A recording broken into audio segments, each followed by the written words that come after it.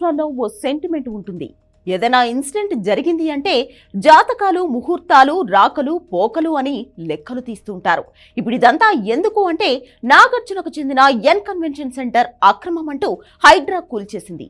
ఈ ఘటన తెలుగు రాష్ట్రాలను షేక్ చేస్తుంది. అనుమతులు ఉన్నాయని నాగార్జున అంటుంటే అనుమతులు ఉంటే చర్యలు తీసుకోవాల్సిన అవసరం ఏంటి అని హైడ్రా స్ట్రాంగ్ వార్నింగ్ ఇస్తోంది. ఇలా రెండు రకాల వాదనలు వినిపిస్తున్న వేళ ఎన్ కన్వెన్షన్ కూల్చివేతకు శోభిత కారణమంటూ ఓ తింగరి బ్యాచ్ సోషల్ మీడియాలో కొత్త చర్చ మొదలుపెట్టింది. గొడ్డొచ్చిన వేళ బిడ్డొచ్చిన వేళ అని ఓ సామెత ఉంది తెలుగులో. దీన్ని లింక్ చేసి ఇప్పుడు శోభితను టార్గెట్ చేస్తున్నారు. ఎవరైనా మన ఇంట్లోకి కొత్తగా వచ్చి చేరుతుంటే అలాంటి వారి ఎంట్రీతో శుభం జరిగితే వాళ్ల వలన శుభం జరిగిందని, అశుభం జరిగితే వాళ్ల వల్లనే అశుభం జరిగిందని చెప్పుకునేవారు గతంలో. అయితే ఈ మధ్య నాగ చైతన్య, శోభితకు ఎంగేజ్మెంట్ జరిగింది. వాళ్ల నిశ్చితార్థం జరిగి వారం తిరగక ముందే ఎన్ కన్వెన్షన్ కూల్చివేత జరిగింది. దీంతో ఇప్పుడు శోభిత అడుగుపెట్టిన వేళ అంటూ ఓ అర్థం లేని బ్యాచ్ అర్థం లేని కామెంట్లు పాస్ చేస్తోంది. గతంలో ఎన్నడూ లేని విధంగా ఆస్తి విషయంలో నాగార్జున ఇబ్బందులు ఎదుర్కొంటున్నారు.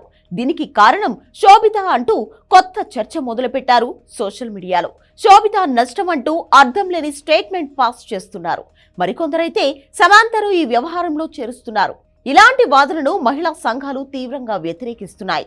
శాస్త్ర సాంకేతిక రంగాలలో అభివృద్ధి చెంది ముందుకు దూసుకువెళ్తున్న నేటి రోజుల్లోనూ జనాల్లో ఇలాంటి సెంటిమెంట్ ఏంటి అంటూ మరికొందరు కామెంట్లు పెడుతున్నారు. హైడ్రా కూల్చివేతను శోభితతో ముడిపెట్టడం దారుణమని అంటున్నారు.